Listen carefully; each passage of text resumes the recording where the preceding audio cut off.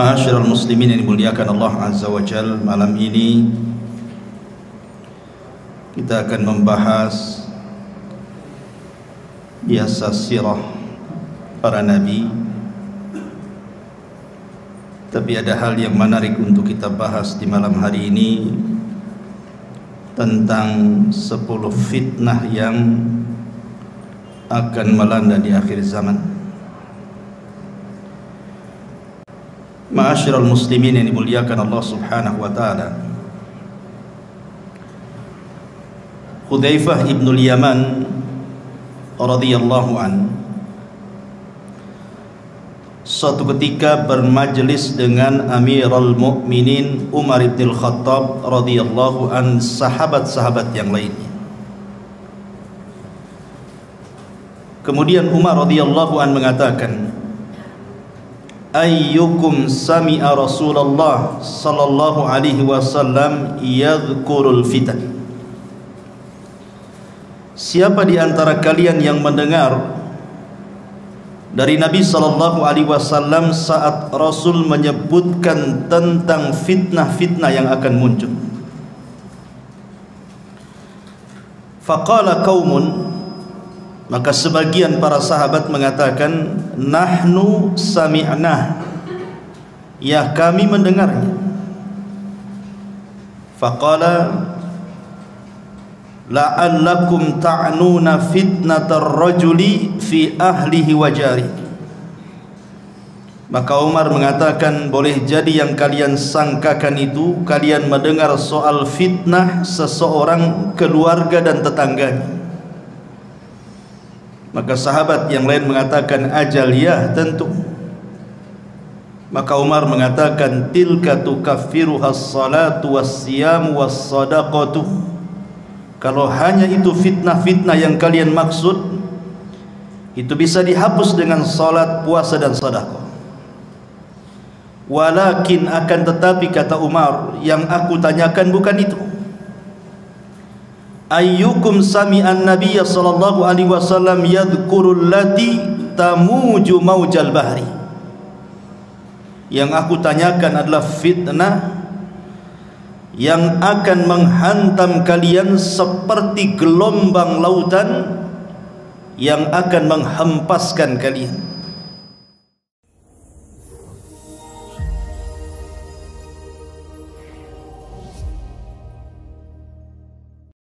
Alhamdulillah, di malam hari ini kembali kita bisa duduk untuk bertalabul ilmi di Masjid Muhajirin.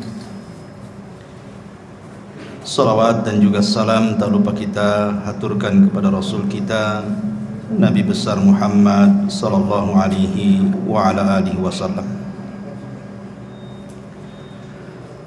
Ma'asyiral muslimin yang dimuliakan Allah Azza wa Jal, malam ini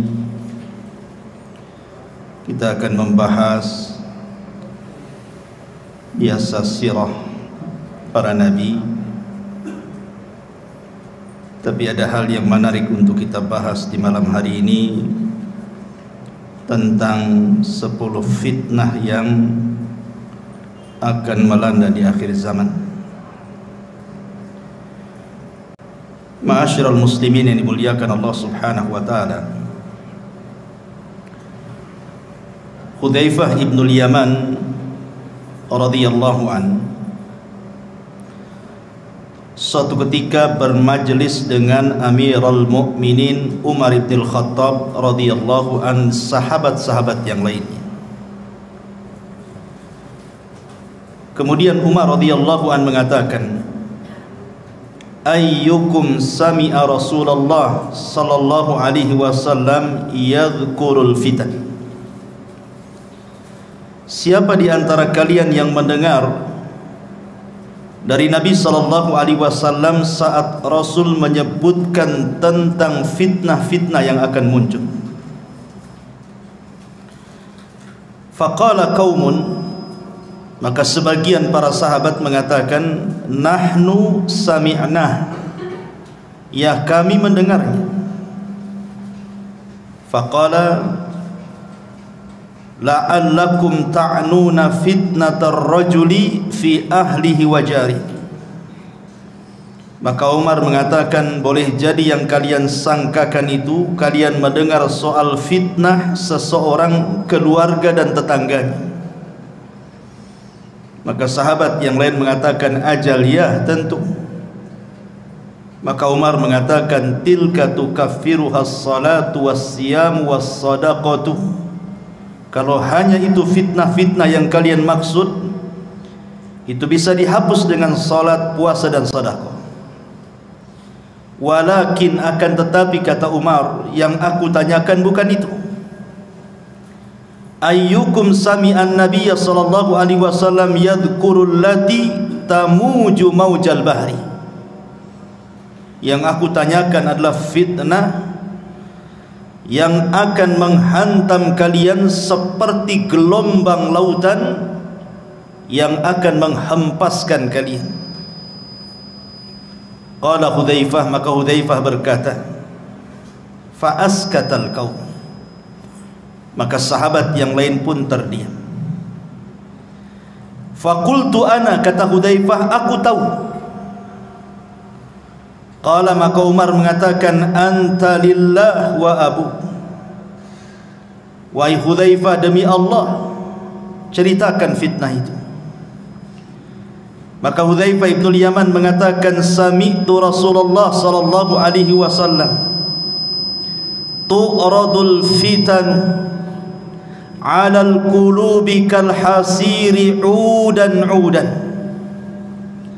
fa ayyu qalbin ushribaha nukitat fihi nuqtatus sauda wa ayyu qalbin anqaraha nukita fihi nuqtatun bayda hatta tasira ala qalbaini ala al-abyad misli as-safa fala tadurruhu fitnatun ma damatis samawati wal ardh wal akharu aswad murbadan kal quzin muzakhiyah la ya'rifu ma'rufan wa la yunkiru munkaran illa ma ushriba min hawahu. Apa kata Hudzaifah?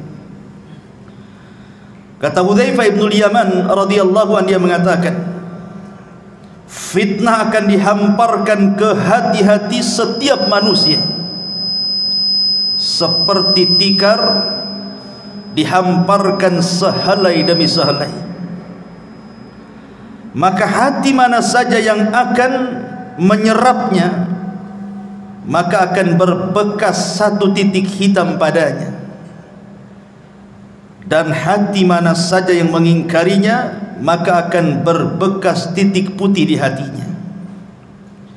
Sehingga keadaan hati manusia menjadi dua bagian. Ada hati yang putih bersih seperti batu licin yang tidak terpengaruh oleh fitnah selama langit dan bumi tegak. Tapi juga ada hati yang hitam kelam berdebu seperti cangkir yang terbalik. Akibatnya dia tidak mengenal yang ma'ruf, tidak pula mencegah yang mungkar. Dia hanya menyerap apapun yang bersumber dari hawa nafsunya. Hadis ini dikeluarkan oleh Imam Muslim dan yang lainnya. Perhatikan hadis ini, ma'asyiral muslimin yang dimuliakan Allah Subhanahu wa taala. Nabi sallallahu alaihi wasallam menceritakan lewat lisan Hudzaifah Ibnul Yaman yang mendengar langsung dari Nabi,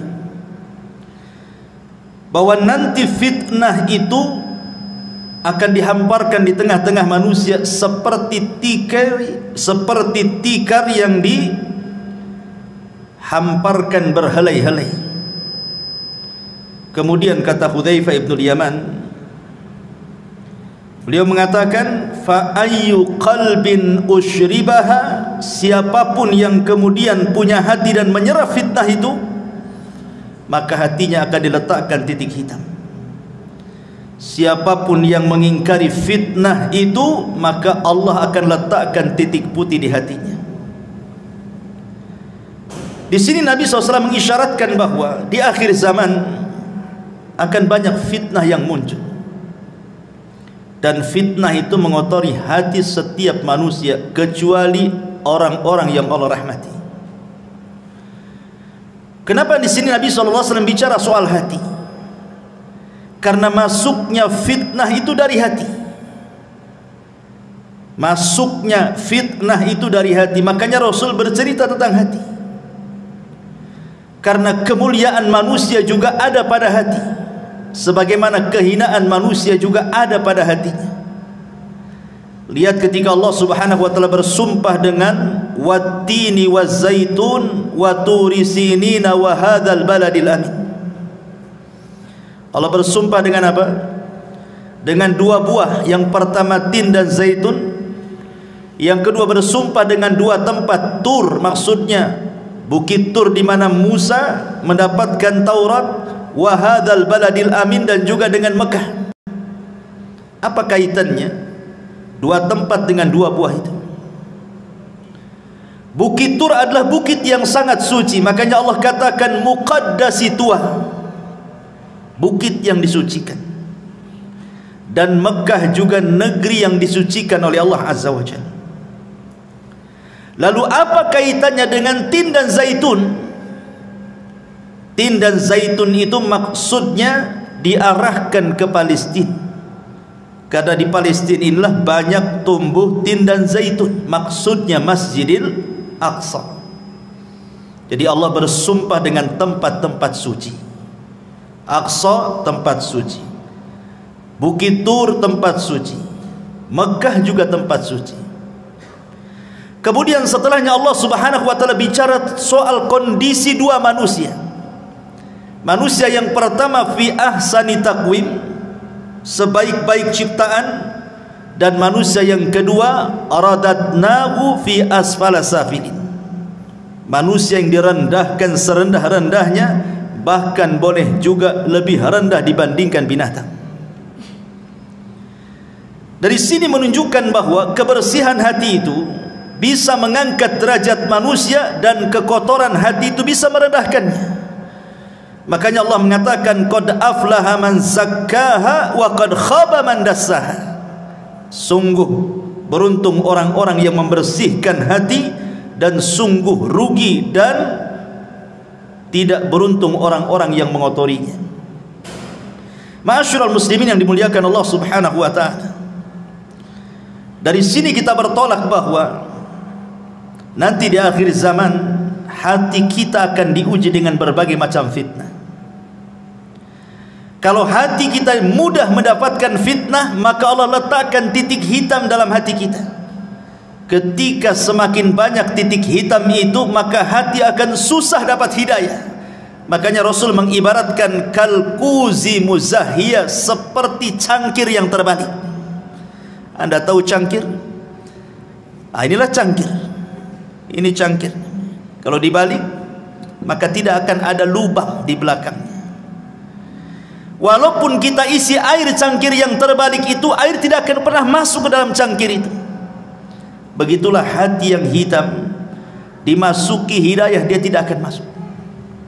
Dia tidak mengenal yang ma'ruf, mereka justru malah kenal dengan yang mungkar. Setiap yang disuruh oleh hawa nafsunya dia terima.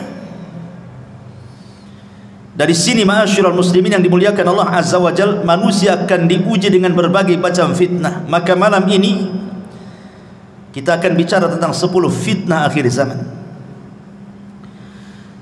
Ma'asyiral muslimin yang dimuliakan Allah Azza wa Jalla, sebelumnya kita akan membahas satu hadis dari Abi Hurairah radhiyallahu anhu.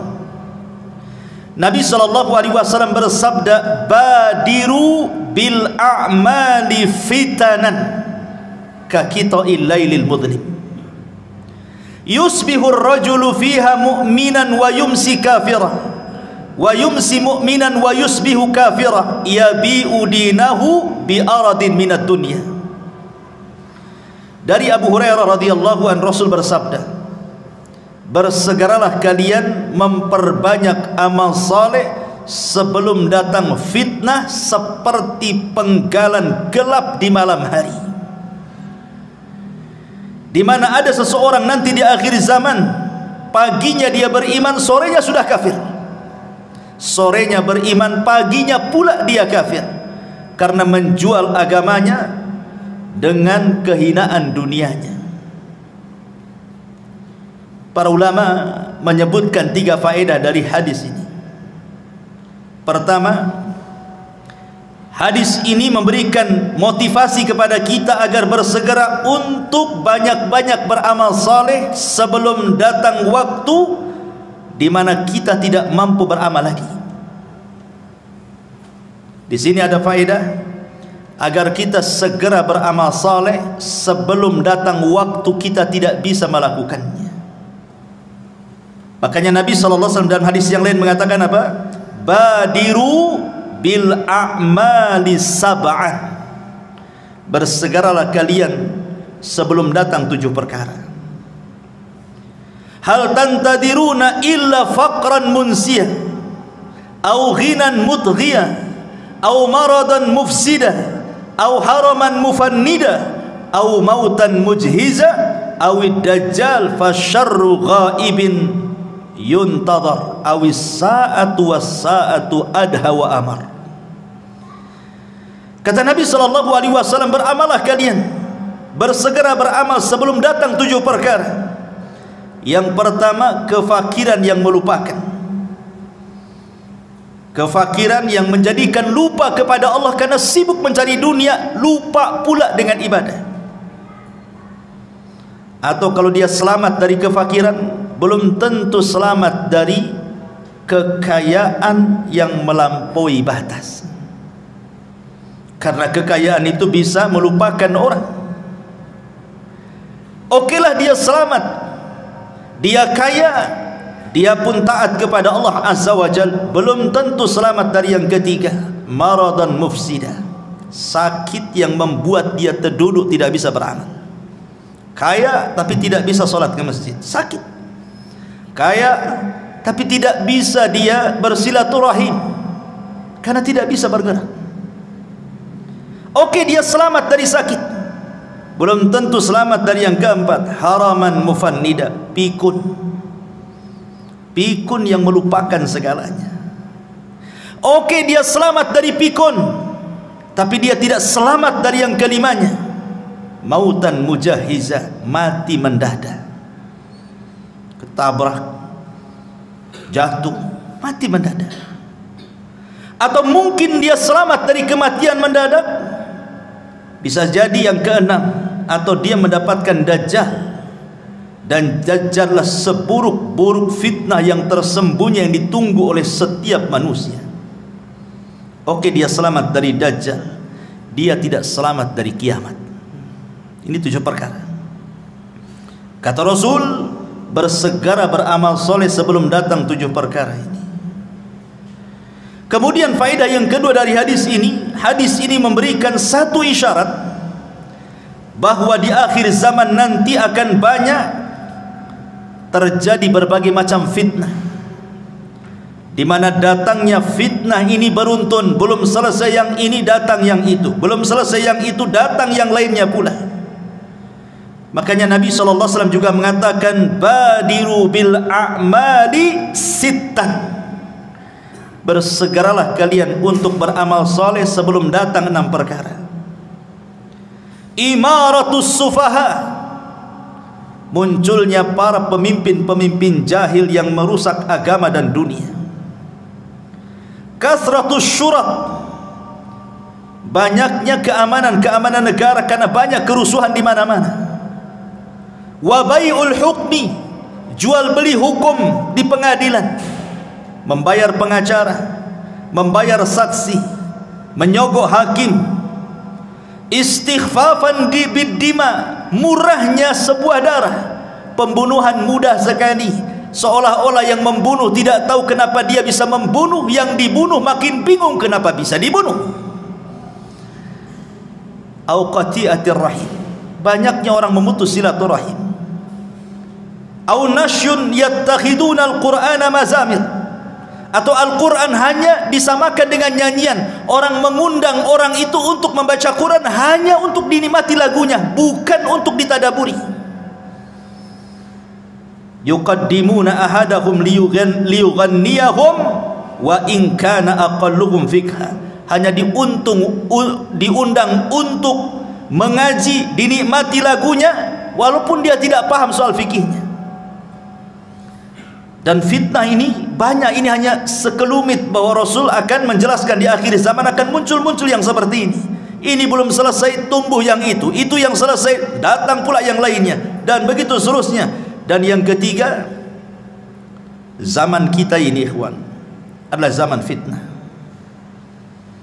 dan ujian, serta manusia disibukkan dengan urusan dunia itu luar biasa. Dan ingat, kata Imam Ibnul Qayyim rahimahullah ta'ala mengatakan sumber fitnah itu dua, syahwat dan syubhat, dan itu berasal dari 4 perkara: iblis, dunia, pemikiran sesat, dan hawa nafsu. Inilah yang kita akan bahas. 10 fitnah ini bersumber dari 4 perkara yang dikerucutkan lagi bersumber dari 2 perkara, syubhat dan syahwat. Ma'asyiral muslimin yang dimuliakan Allah Subhanahu wa taala. Yang pertama, fitnatul mal, fitnah harta. Mengumpulkan harta ikhwan tidak tercela. Tidak, Al-Quran dan Sunnah tidak mencela orang mengumpulkan harta, karena manusia itu memang difitrahkan cinta dengan harta. Allah mengatakan wal 'adiyati dhabha fal muriyati qadha fal mughirati subha fa atharna bihi naq'an fa wasatna bihi jam'an innal insana li rabbih lakanud wa innahu li hubbil khairi la syadid. Manusia itu cinta kepada harta luar biasa. Artinya setiap manusia difitrahkan cinta harta. Tidak ada manusia yang tidak cinta harta. Dusta kalau ada orang nggak cinta harta itu. Semua orang cinta harta. Tetapi ma'asyiral muslimin, walaupun mengumpulkan harta tidak tercela secara mutlak, akan tetapi perlu diingat bahwa di dunia ini bukan tempat kita tinggal. Artinya kalau ada orang dari muda sampai tua hartanya banyak, sampai mampu kembali apa saja yang ia kehendaki, tetap saja dunia itu pendek bagi dia. Ada masanya dia meninggalkan harta itu. Makanya Abdullah ibn Abbas radhiyallahu anhu mengatakan, "Lau anna libni Adam wadiyan min dhahabin ahabbu an yakuna lahu wadiyani walan yamla'u fahu illa turab wa yatubullahu ala man tab." Kalaulah anak Adam ini meminta satu lembah emas dan Allah berikan, pasti dia berkehendak untuk mendapatkan lembah-lembah emas yang lainnya. Itulah fitrah manusia. Ada orang yang berkeinginan, saya kalau sudah punya rumah, punya kendaraan, punya ini, punya itu, sudahlah, saya akan tenang-tenang, saya akan menikmati. Rupanya tidak juga. Setelah keinginannya tercapai, rupanya makin gila lagi keinginannya. Begitulah harta ikhwatu fiddin muliakan Allah Subhanahu wa taala menjadi fitnah. Fitnah bagi pemiliknya. Ma'asyiral muslimin yang dimuliakan Allah Azza wa Jalla, dari segi mana fitnahnya harta itu? Begini ikhwan, kenapa harta menjadi fitnah itu? Kalau orang terus mencari harta, keinginannya tercapai, rumah sudah kebeli, kendaraan sudah kebeli, dia pun mampu membuat usaha, hartanya banyak. Terkadang manusia takut kalau seandainya kekayaannya hilang. Ketika ada kekhawatiran hilang hartanya, inilah kemudian dia berubah menjadi jahat. Makanya Allah Subhanahu wa taala mengatakan, wa minhum man ahadallah la in atana min fadli lanasaddaqanna wa lanakunanna minas salihin falamma ataakum min fadlihi bakhilu bihi wa tawallaw wa hum mu'ridun. At-Taubah 75-76. Ada di antara manusia yang berjanji kepada Allah Subhanahu wa taala, kalau Allah memberikan kepadaku harta yang banyak, aku akan sedekah, aku akan menjadi orang baik. Ketika Allah berikan betul-betul harta itu, apa yang terjadi? Bakhilu bihi, dia pun menjadi orang yang paling bakhil. Kemudian watawallaw wa hum mu'ridun, dia pun berpaling dan tidak mau dekat dengan Allah Subhanahu wa taala. Disitulah letak fitnahnya. Orang kalau sudah kemudian punya harta, takut pula dia kehilangan harta. Karena dia takut kehilangan harta, bukan dia yang kuasai harta, harta pula menguasai dia. Disitulah bahayanya. Makanya ketika Allah Subhanahu wa taala menguji kita dengan zakat dan sedekah, perhatikan. Terkadang kita harus memberi zakat dan sedekah kita ini kepada orang yang tidak ada kait mengait dengan usaha kita. Orang yang kita kasih itu terkadang dia tidak membantu usaha kita, bahkan mungkin gak kenal kita dengan dia, tapi kita dituntut memberinya, padahal dia tidak punya andil dengan kekayaan kita. Itu ujian harta namanya. Bisa kita memberi kepada orang yang tidak kenal dengan kita. Lain kalau seandainya kita memberi pekerja dalam usaha kita, wajar karena dia andil dalam usaha kita. Ini orang nggak pernah kerja sama kita, nggak pernah memberi modal sama kita, kenal pun tidak, tahu-tahu menjulurkan tangannya minta sedekah dari kita. Di sini diuji oleh Allah, mau memberi atau tidak. Disinilah fitnah harta itu muncul. Makanya Qarun adalah orang yang paling dekat dengan Nabi Musa, ahli dan pakar Taurat. Ketika membaca Taurat paling indah suaranya, orang suka dengan Qarun. Itu lagi miskin-miskinnya. Setelah dibentangkan kekayaan kepada Qarun, mulailah dia jahat. Kalla innal insana la yatgha an ra'ahu istaghna. Sekali-kali jangan begitu. Terkadang ketika Allah bentangkan kehidupan dunia, melampaui batas pula Anda. Ketika Nabi Musa disyariatkan zakat, kemudian menyuruh orang untuk mengambil zakat dari Qarun, apa kata Qarun? Innama utituhu ala ilmin indi. Enak saja kau datang ngambil zakat dariku, sementara kekayaanku ini hasil jerih payahku, lelah letih aku mencarinya. Qarun menjadi bakhil. Ma'asyiral muslimin yang dimuliakan Allah Azza wa Jalla, inilah fitnah harta yang sangat bahaya. Makanya Rasul mengatakan likulli ummatin fitnah wa fitnatu ummatil mal. Setiap umat itu ada fitnahnya, dan fitnah umatku adalah harta, kata Nabi sallallahu alaihi wasallam.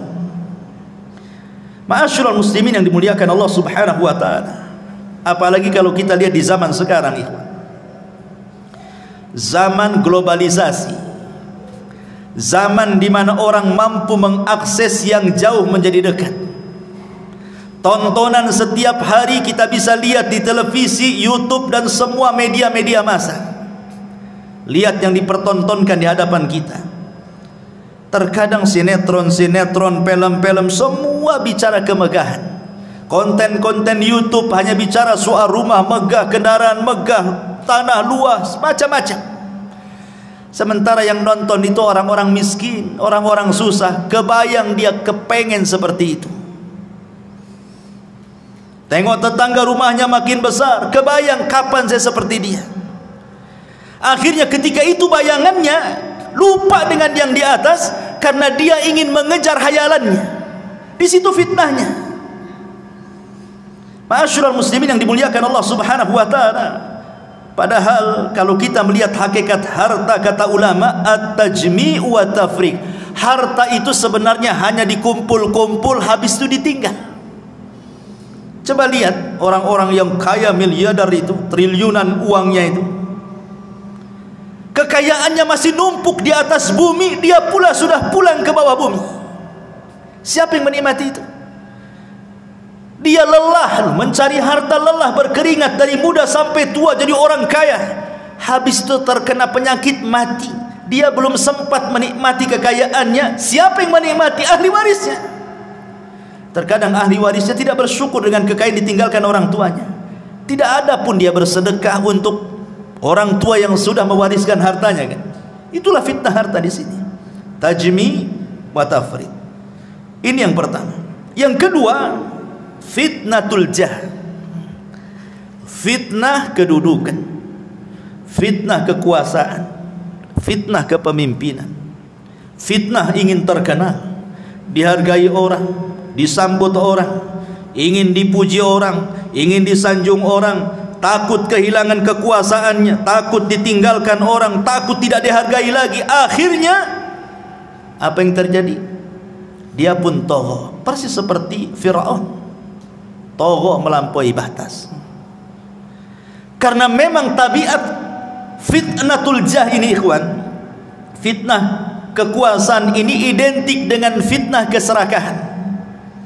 Orang kalau sudah berkuasa, dia tidak mau jatuh lagi, karena sudah enak duduk di kursi, tak mungkin dia pula duduk di lantai. Sehingga dengan daya upaya dia akan mempertahankan itu. Lalu fitnahnya di mana? Fitnahnya di sini, ketika dia berpikir akan jatuh, dia sudah terbayang itu. Sudah tidak ada lagi acara-acara resmi kerajaan, pemerintah, tidak ada lagi sambutan-sambutan, tidak ada lagi sanjungan-sanjungan, tidak ada lagi pujian-pujian, tidak ada lagi, semuanya halaka anni sultaniyah, hilang kekuasaannya. Umar bin Abdul Aziz rahimahullahu ta'ala, ketika dia sedang sakit parah, dia minta dipapah ke kuburan. Kemudian dia pandang kuburan itu, kemudian dia menangis, kemudian dia berteriak dan mengatakan, ma aghna anni maliyah halaka anni sultaniyah, katanya. Kalau seandainya aku mati, kata Umar bin Abdul Aziz, tidak ada manfaat harta yang menumpuk di depan saya, tidak pun kekuasaan, akan hilang begitu saja. Belum mati nih, orang yang jatuh dari kekuasaan itu sudah stres dulu deh, karena sudah tidak ada lagi yang menghargai dia. Apalagi tabiat orang yang berkuasa itu, kalau sudah naik rezim yang lain, dia akan menjatuhkan rezim sebelumnya, dan begitu seterusnya itu. Dari zaman ke zaman seperti itu. Sehingga fitnahnya di sini. Akhirnya kemudian menghalalkan segala cara, yang penting naik ke sana, mau sikut kiri sikut kanan, mau menzalimi orang, mengambil hak orang, enggak peduli dia. Yang penting aman kedudukannya. Ini fitnah, ini luar biasa. Makanya Nabi SAW sampai mengatakan, ma dhi'bani ja'i'ani ursila fi ghanamin bi afsadalaha min hirsil mali alal min hirsil mar'i alal mali wasyarafi lidini. Kalau seandainya ada dua serigala yang dua-duanya lapar, kata Rasul, ini serigala belum makan 1 minggu, lapar, di depannya ada kambing, tentu serigala ini akan mencabik-cabik kambing itu sampai kenyang, sampai robek, sampai rusak. Kata Rasul, kondisi kambing yang rusak dicabik dua serigala lapar itu tidaklah sebanding kerusakannya dibandingkan orang yang semangat mengejar harta dan kedudukan. Karena kalau dua serigala ini hanya memakan 1 kambing sudah kenyang, selesai. Tapi orang yang mengejar kedudukan, dia akan korbankan banyak orang. Dia akan korbankan, dia harus berdusta di situ. Terkadang harus mendolimi, terkadang harus menyakiti, tak jarang membunuh, naudzubillah. Makanya di sini kemudian Rasul mengatakan, rusaknya kambing yang diterkam serigala tidak seberapa tuh dibandingkan kerusakan orang-orang yang mengejar kedudukan. Naudzubillah. Kemudian yang ketiga, fitnatuz zaujati wa fitnatul aulad. Fitnah pasangan hidup dan juga anak-anak. Di zaman Nabi SAW ada seorang sahabat yang ketika hendak hijrah ke Mekah, ke Madinah dari Mekah, dilarang sama istri dan anak-anaknya. Tidak boleh hijrah, masa kita akan tinggalkan tempat kelahiran kita. Akhirnya sahabat ini tak jadi hijrah karena dihalangi oleh keluarganya, digandoli oleh istri dan anak-anaknya. Tidak usahlah ikut-ikut hijrah ke Madinah itu, kita sudah enak hidup di Mekah, kalau kita ke Madinah mau tinggal di mana, bla bla bla bla, macam-macam mengeluh keluarganya. Tak jadi dia hijrah. Sudah bertahun-tahun Akhirnya adalah kesempatan dia menyadarkan istrinya. Mau pula istri dan anaknya hijrah. Sampai di kota Madinah, dia merasa cemburu dengan kawan-kawannya yang dari awal sudah hijrah duluan. Mereka sudah menjadi alim ulama karena sudah bertahun-tahun belajar dengan Nabi SAW. Sebagian mereka sudah sukses dari segi dunia seperti Abdurrahman bin Auf, Utsman bin Affan, Abu Bakar dan yang lainnya. Dan mereka bertahun-tahun dekat dengan Nabi SAW. Menyesallah dia, kenapa dia kemudian tidak hijrah bersama para sahabat sebelumnya. Coba kalau seandainya dia hijrah bersama para sahabat di awal hijrah, tentu aku pun meraih seperti apa yang mereka raih, katanya. Marah sama anak dan istrinya. Gara-gara engkau mungkin bahasa kitanya. Coba kalau dulu kalian tidak melarang saya hijrah, tentu aku tidak seperti ini, katanya. Ketika itu turun ayat surah At-Taghabun ayat 14 kepada sahabat ini. Ya ayyuhalladzina amanu inna min azwajikum wa auladikum aduwwan lakum fahdharuhum. Hai orang-orang yang beriman, sesungguhnya istri-istri kalian, anak-anak kalian terkadang menjadi musuh kalian. Fahdharu, hati-hati. Ya, sahabat ini tidak jadi hijrah gara-gara apa? Digandoli anak istrinya, kan? Jadi musuh. Baik musuh secara ideologi atau musuh secara fisik. Musuh secara ideologi boleh jadi mungkin suaminya mau sedekah, ditahan sama istrinya. Bang, janganlah sedekah, beli mobil, beli ini, beli itu. Tak jadi dia. Anaknya kepengen ini, kepengen itu, tak jadi dia. Terkadang kebutuhan keluarga sudah dicukupi sebenarnya, bahkan lebih dari kecukupannya. Terkadang istri melarang kita untuk menginfakkan harta kita, padahal kita yang cari. Terkadang anak-anak juga demikian. Itu secara ideologi itu. Secara fisik ya sudah, na'udzubillah, banyak kita lihat di YouTube ada anak membunuh orang tuanya. Entah apa salah orang tuanya, kenapa sampai dibunuhnya. Akhirnya ketika sahabat ini mau marah kepada keluarganya ini, maka Allah Subhanahu wa taala katakan, wa in ta'fu wa tasfahu wa taghfiru fa innallaha ghafurun. Kalau engkau maafkan anak istrimu, kau berlapang dada, kau ampunilah kesalahan mereka, Allah zat yang maha pengampun lagi maha pengasih. Akhirnya dimaafkan. Ya sudahlah, sudah kadong, begitu bahasa kitanya. Lihat, karena begini ikhwan, fitnah istri dan anak-anak itu terkadang kita ini mencintai Allah dan Rasulnya. Kita orang Islam pasti kita cinta dengan Allah, cinta dengan Rasulnya. Tapi terkadang kecintaan kita kepada Allah dan kepada Rasulnya ini tidak lebih besar dibandingkan kecintaan kita kepada istri dan anak kita. Itu masalahnya. Buktinya saja, ada orang kepala rumah tangga lah, anaknya tertidur di waktu subuh. Mungkin anak itu baru safar dari mana gitu, sudah besar anak itu. Kemudian malamnya ngobrol sampai kemudian dia baru 1 jam subuh baru tidur. Kemudian bapaknya ingin bangunkan anak itu sholat subuh. Apa kata istrinya? Janganlah pak, kata. Anak itu baru datang capek, baru 1 jam dia tidur, biarkanlah dia tidur, kata. Akhirnya kemudian suaminya sholat subuh sendiri, anaknya ngorok sampai terbit matahari. Kenapa orang tua ini membiarkan anaknya seperti itu? Karena sayangnya dia kepada istrinya dan sayangnya kepada anaknya. Itu di dunia. Di akhirat dia tidak sadar anak itu yang menyeret dia ke neraka. Ma'asyiral muslimin yang dimuliakan Allah Azza wa Jalla. Terkadang kita bapak-bapak ini dibuat durhaka dengan orang tua gara-gara istri. Banyak laki-laki yang durhaka dengan orang tua gara-gara istrinya, kan? Padahal hak kita kepada orang tua itu porsinya lebih besar dibandingkan hak kita kepada istri kita.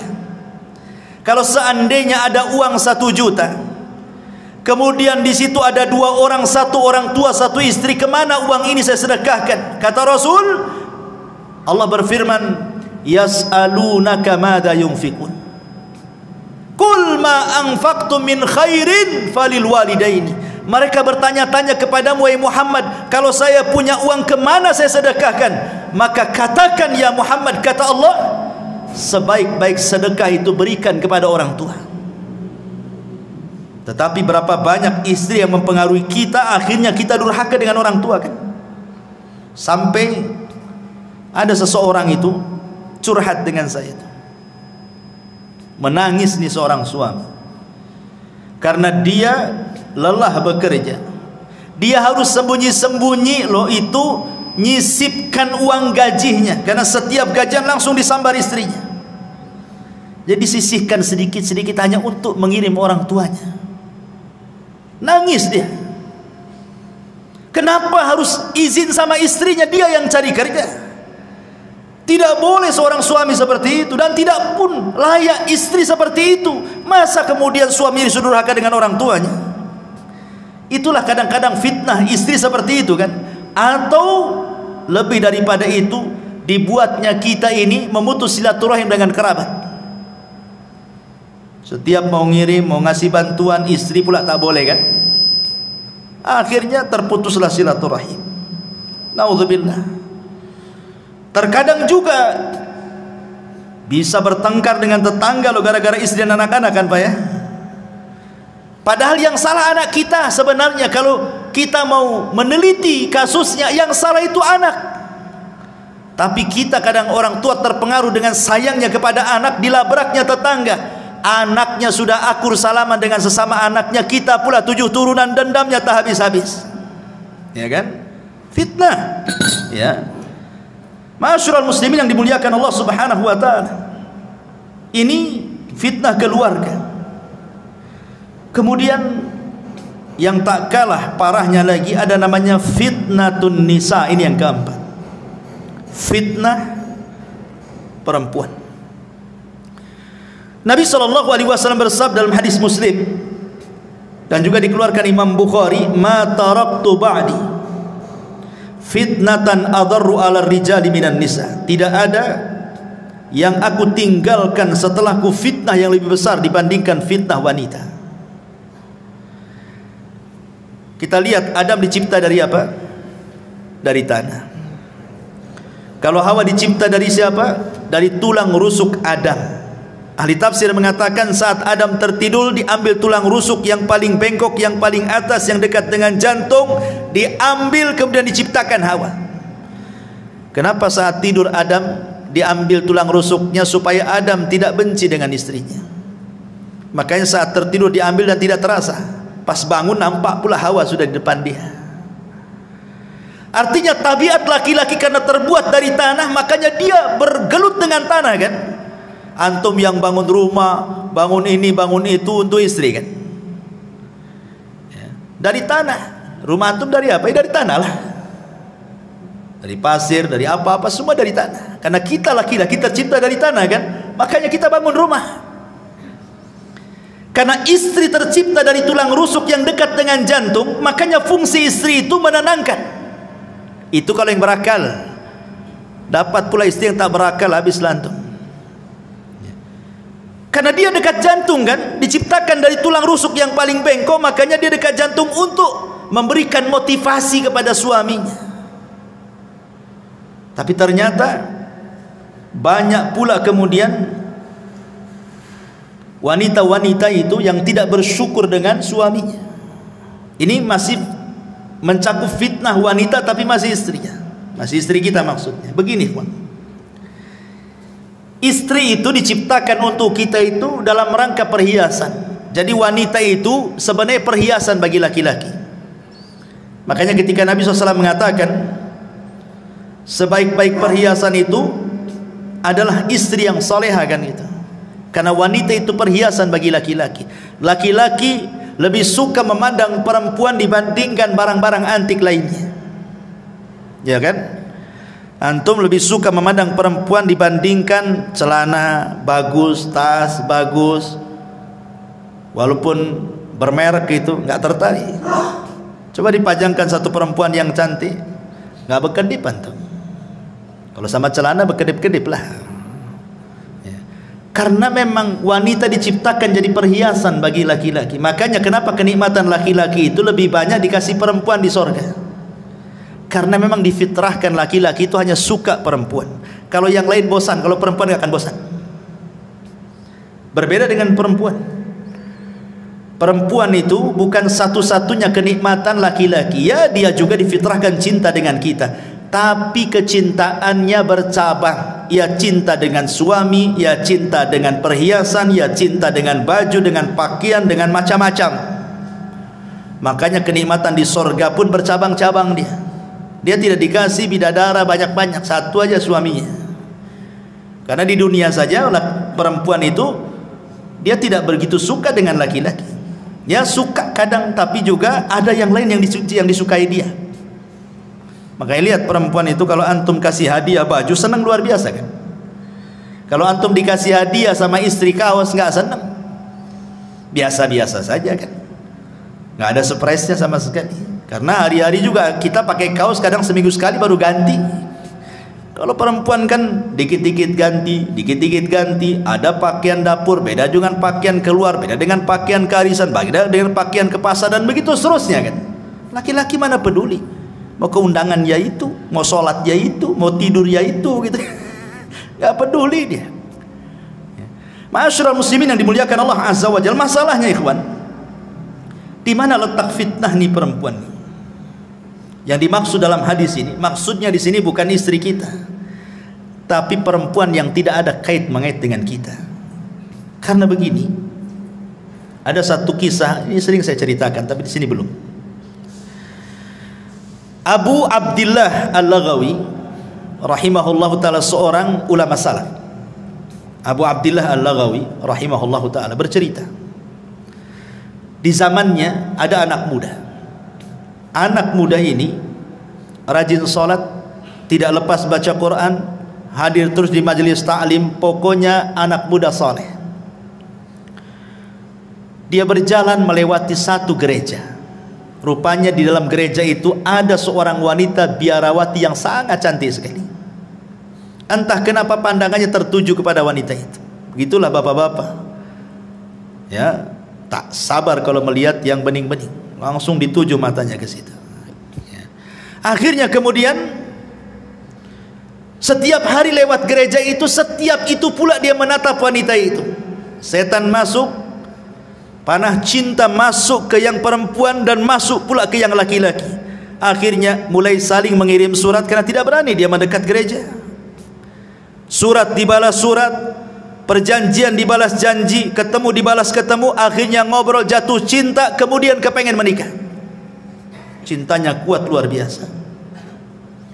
Masalahnya, yang satu muslim, yang satu Nasrani, biarawati lagi, tidak bisa menikah kecuali dia keluar dari petugas gereja. Sakitlah anak muda ini karena terus terpikir dengan wanita itu, sampai akhirnya sakitnya memarah, tidak mau makan, tidak mau minum, kurus, akhirnya sampai ke sakaratul maut, mati gara-gara cinta.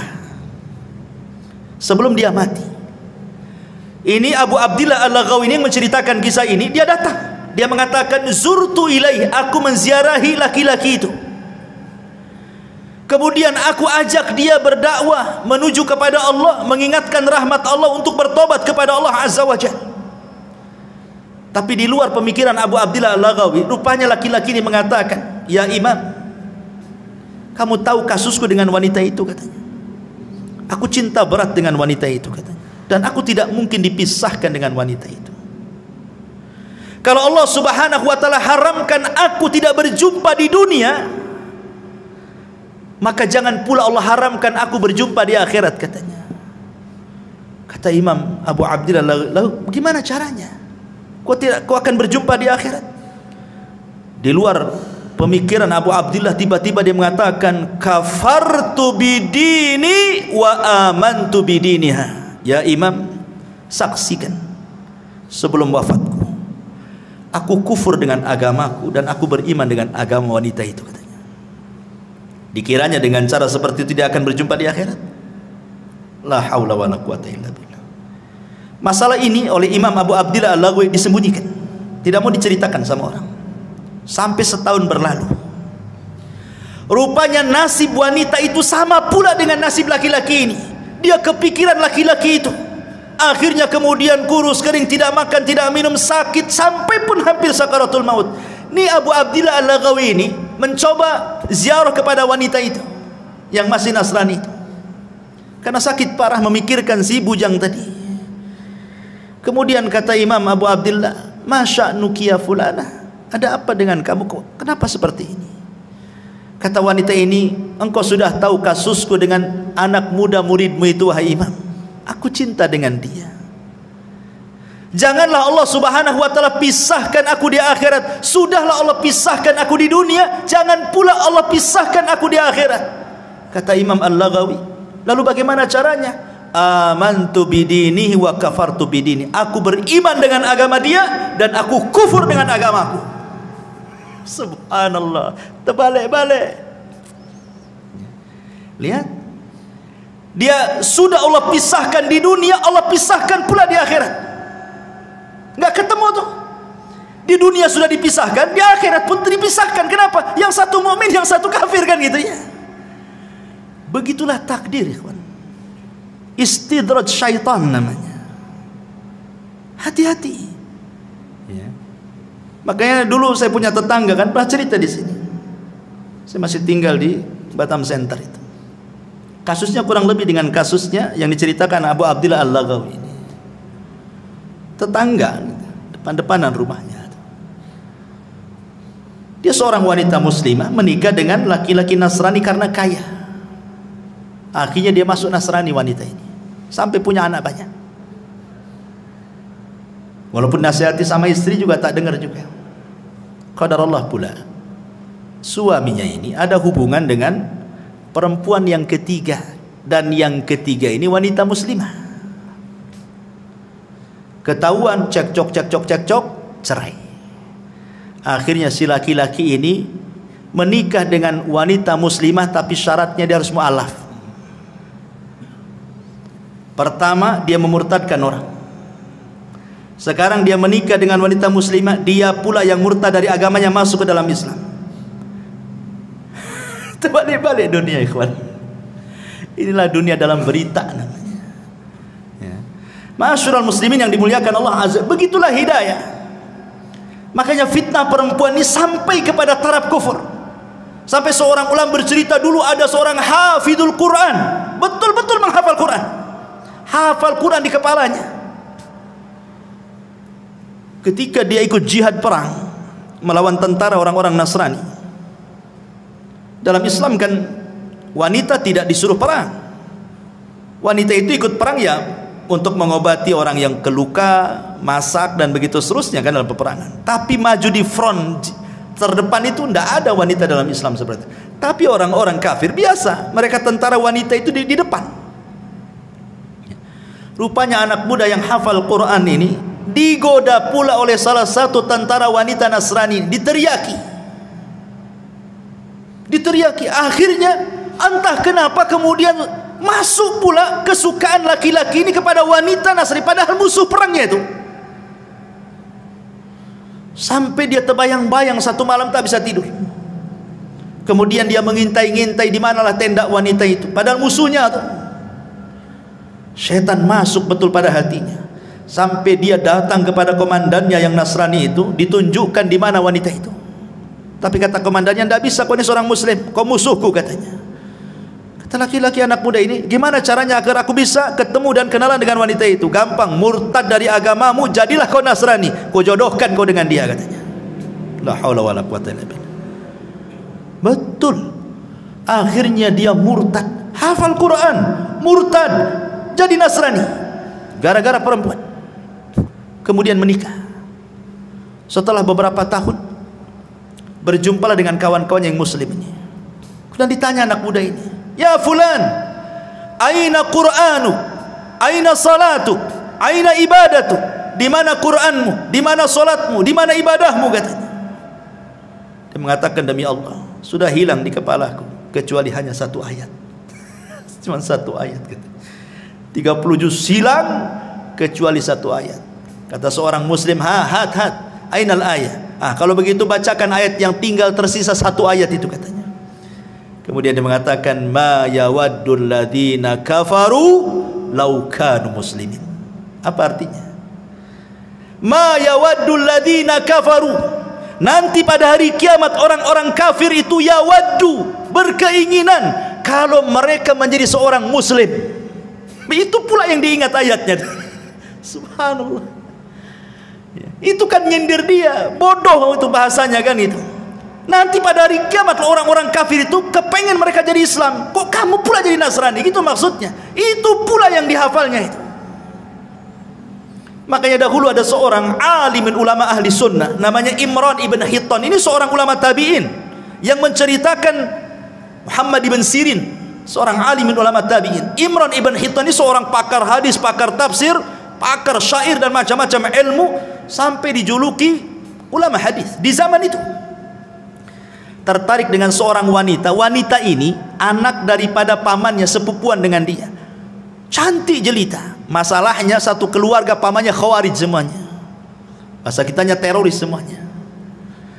Dinasihatilah oleh kawan-kawan, ya Imran, jangan menikah dengan dia, nanti kau keseret dengan khawarij katanya. Kata Imran bin Hittan, nah tidak, nggak mungkin. Aku sudah kokoh dengan akidah ahli sunnahku, tidak mungkin aku masuk khawarij. Dinasihati tak bisa. Nikah pula dia, betul-betul melamar wanita anak pamannya. Subhanallah, dengan seiringnya waktu tahun berlalu, rupanya dia terpengaruh dengan khawarij. Jadilah tokoh khawarij dia. Jangan sangka kita ini sudah punya iman, punya Islam, dekat-dekat dengan syubhat, itu jangan. Nabi saja mengkhawatirkan Umar dengan agamanya saat memegang lembaran Taurat. Apa kata Rasul? Ya Umar, amutahawikun anta ya ibnal Khattab. Umar, kau sudah bingung ya dengan agamamu, ngapain kau bawa lembaran-lembaran Taurat tuh? Buang, kata Rasulullah. Amutahawikun anta ya ibnal Khattab, laqad taraktukum 'alal bayda lailuha kanahariha la yazigu anha ila hali, kata Rasul.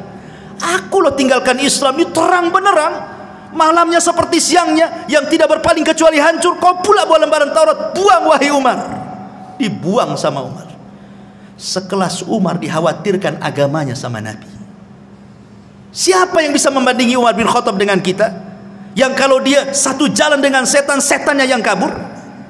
Yang kata Nabi SAW, kebenaran yajri ala lisanihi wa qalbi, berjalan di lisan dan hatinya. Yang dikatakan Nabi SAW, setiap umat itu ada mulham, dan mulhamnya umat adalah Umar bin Khattab. Setiap pendapatnya turun wahyu, tapi masih dikhawatirkan agamanya sama Nabi kan. Jangan macam-macam dengan syubhat dan syahwat itu. Ma'asyiral muslimin yang dimuliakan Allah Azza wa Jalla, ini fitnah yang keempat, fitnah an-nisa. Fitnah yang kelima, fitnatul at-tughyan wa dhulmi. Fitnah banyaknya kezaliman, banyaknya keangkara-murkaan yang timbul dari kebijakan pemerintah yang zalim. Kita bisa rasakan bagaimana ketika ada kebijakan-kebijakan yang tidak pro rakyat kan. Pamannya ini naik, itu naik, ini naik, itu naik, semua rakyat menjerit kan. Itu fitnah, bagian daripada fitnah. Tetapi walaupun demikian, kata Nabi SAW, isbiru, sabar. Sabar, kata Rasul. Selama para pemimpin itu masih sholat, masih menampakkan Islamnya, sabar. Kecuali mereka sudah kufrun bawahan indakum minallahi burhan, kata Rasul. Kalau dia sudah kufur dan ada bukti kekufurannya, boleh kita berontak. Tapi kalau dia masih nampak sholat, pakaiannya juga masih Islam, masih pakai peci, masih nampak sholat di masjid, kita sabar. Kita doakan mudah-mudahan semakin baik, semakin baik, semakin baik. Karena ini fitnah masalahnya. Karena dampaknya kebijakan-kebijakan itu ke ekonomi. Ekonomi dampaknya kepada kefakiran. Kefakiran dampaknya kekufuran, kejahatan. Lihat salah satu dampak kenapa orang jadi teroris, salah satunya faktor ekonomi. Orang berpindah agama, salah satunya faktor ekonomi. Orang bisa jahat jadi merampok, membunuh gara-gara ekonomi. Ya kan? Fitnah. Ya, makanya kita bersabar kepada Allah Azza wa Jalla, terus bersabar. Minta kepada Allah Subhanahu wa taala supaya diperbaiki semuanya. Karena mencaci itu tidak solusi masalahnya. Ini juga fitnah dan itu akan muncul dan akan terus muncul. Kemudian yang keenam, fitnatut tafarruq wal ikhtilaf wat tahazzub. Banyaknya perselisihan. Antar sesama kita aja berselisih. Padahal bahaya. Dulu Imam Bukhari meriwayatkan begini. Jadi Nabi SAW baru saja turun wahyu, diberitahu tentang tanggal Lailatul Qadar. Jadi turun wahyu memberitahu tanggal dan malam Lailatul Qadar itu. Pamannya turun wahyu tanggal 27 atau tanggal 29 gitu ya. Rasul sudah ada tuh di otaknya itu, karena turun wahyu diberitahu tuh tanggalnya. Senanglah Rasul itu kepengen memberitahu sahabat tentang malam apa Lailatul Qadar dan tanggal berapa gitu. Akhirnya keluar rumah, ingin ngasih tahu, maksudnya saking senangnya Rasulullah. Di tengah jalan ada dua sahabat bertengkar, melengking-lengking suaranya, saling mengotot keduanya. Akhirnya Nabi SAW sibuklah melerai dua orang ini sampai dilupakan tanggal dan malam Lailatul Qadar itu, karena sibuk ini. Sehingga ketika sudah selesai ini melerai keduanya, lupa dia tanggal berapa tadi, dilupakan sama Allah. Dari sini menunjukkan ikhwatu fiddin bahwa perselisihan itu sebab mahkul khair wal barakah, diangkatnya kebaikan dan keberkahan sebab perselisihan ini. Coba kalau seandainya kasusnya seperti kasusnya Imam Syafi'i dan muridnya Yunus ibn Abdil A'la As-Sadafi rahimahullahu ta'ala. Jadi Yunus ibn Abdil A'la As-Sadafi ini muridnya Imam Syafi'i. Suatu ketika berdebat dengan gurunya, entah masalah apa perdebatannya, sampai meninggi suaranya. Akhirnya dia angkat kaki dari majelisnya Imam Syafi'i, kemudian pulang dan tidak pernah muncul lagi di majelis itu. Imam Syafi'i rahimahullahu ta'ala akhirnya mencoba mendatangi muridnya Yunus ibn A'la As-Sadafi. Kemudian setelah sampai di rumahnya dia menasihati, ya Yunus, la tuhawil al-intisar fi kulil ikhtilaf, fa ahyanan kasbul qulub awla min kasbil mawaqif. Yunus, kata Imam Syafi'i, janganlah setiap perselisihan itu kau bela habis-habisan pendapat, karena menutup hati supaya terus bersama itu lebih utama dibandingkan mempertahankan pendapat. Bukankah persamaan kita lebih banyak dibandingkan perbedaan? Ya Yunus, la tahdamil jusur allati banaitaha wa 'abbartaha farubbama tahtaju lil 'audati yawman ma. Wahai Yunus, janganlah kau hancurkan tu jembatan itu yang engkau sudah bangun sendiri dan kau lewati. Boleh jadi suatu hari kau pengen lewat jembatan itu sementara sudah hilang pula jembatannya. Artinya kalau benci janganlah benci mati, nanti kau juga akan datang lagi kepadaku, gitu maksudnya. Ya Yunus, wahai Yunus, katanya, akrih al khata'a daiman wala tukrih al mukhti. Kau boleh benci dengan kesalahan, tapi jangan pula benci orangnya. Ya Yunus, intakidil qaul lakin ihtarimil qail. Yunus, silahkan kau kritik ucapan, tapi hormati yang mengucapkannya. Fa inna muhimmatana an naqdi 'alal mardi la 'alal marid. Karena tujuan kita itu mengobati penyakit, bukan membunuh orang yang terkena penyakit. Maksudnya Imam Syafi'i ingin mengajarkan kepada kita, selama perselisihan itu bukan perselisihan yang boleh jadi mungkin kita keluar dari Islam, sesat akidah kita, ini masih masalah furu sesama kita. Terkadang luar biasa, jangankan lagi sesama murid-murid, ustad-ustadnya pun dijauhi. Kadang-kadang ada orang seperti itu. Tak apa masalahnya. Dan itu terkadang dimunculkan karena fanatik buta kepada tokohnya, kemudian tidak mau tokoh yang lainnya, dan itu bahaya. Dan ini adalah fitnah ikhtilaf ini sangat bahaya sekali, karena akan melemahkan kaum muslimin dan akan bercerai-berai, tidak ada lagi kekuatan. Kemudian Yang nomor 7, fitnatu a'immatil mudillin. Fitnah munculnya para duat yang menyesatkan manusia. Kata Rasulullah sallallahu alaihi wasallam, "Innama akhwafa ma akhafu alaikum al-munafiqu alimul lisan." Sesuatu yang paling aku khawatirkan, kata Rasul, sesuatu yang paling aku takutkan, kata Rasul, munculnya para munafik yang lihai cara berbicara, pandai berdiplomasi, ngomongnya luar biasa, tapi isinya kesesatan semuanya. Makanya kita kadang-kadang lihat YouTube kan, banyak kali jadi ustad-ustad dadakan itu, macam-macam itu seruannya.